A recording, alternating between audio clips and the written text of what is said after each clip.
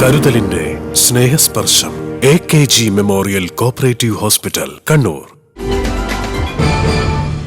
ദേശീയ വായനാ ദിനമായ ഇന്ന് സഹകരണ വകുപ്പ് റിട്ടയേഴ്സ് സമിതിയുടെ കൂട്ടായ്മയായ സഹവാസ് വായനാ ദിനം ആചരിച്ചു.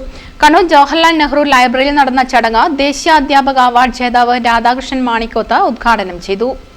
ഒരു അമ്മയുടെ പടിത്തട്ടിൽ ഒരു കുഞ്ഞു പറഞ്ഞു കൊടുക്കുമ്പോൾ പിന്നെ ആദ്യം വായിക്കുന്നത് ആരെയാണ്?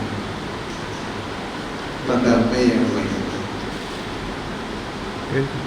അമ്മിഞ്ഞപ്പാലിൻ്റെ അമൃത സമാനമായിട്ടുള്ള മാധുര്യം മുട്ടുനുണഞ്ഞ് മുല ചപ്പി വലിച്ചു കൊടുക്കുമ്പോൾ കുഞ്ഞും അമ്മയും തമ്മിൽ അഗാധമായിട്ടുള്ള സ്നേഹബന്ധം വരുന്നുണ്ട്. അവിടെ കുഞ്ഞ് അമ്മ മണം ആസ്വദിക്കുക. തൻ്റെ കുഞ്ഞിനെ അമ്മയും അമ്മയും കുഞ്ഞും വായിക്കേണ്ട പറയുകയാണ് അവിടെ. പിന്നീട് കൈയും കാലും കണ്ണും മൂക്കും കാതും വളരുന്നുണ്ടോ എന്ന് നോക്കി തൻ്റെ കുഞ്ഞിനെയും ഇങ്ങനെ ഒക്കത്തെടുത്ത് ഹൃദയത്തോടൊപ്പം ചേർത്ത് പിടിച്ചുകൊണ്ട് അമ്മ ഓരോ താരാട്ടുപാട്ട് പാടുമ്പോഴും അമ്മയുടെ ഹൃദയത്തിൻ്റെ അന്തരാളങ്ങളിൽ വഴിഞ്ഞൊഴുകുന്ന ശുദ്ധസംഗീതമാണ്.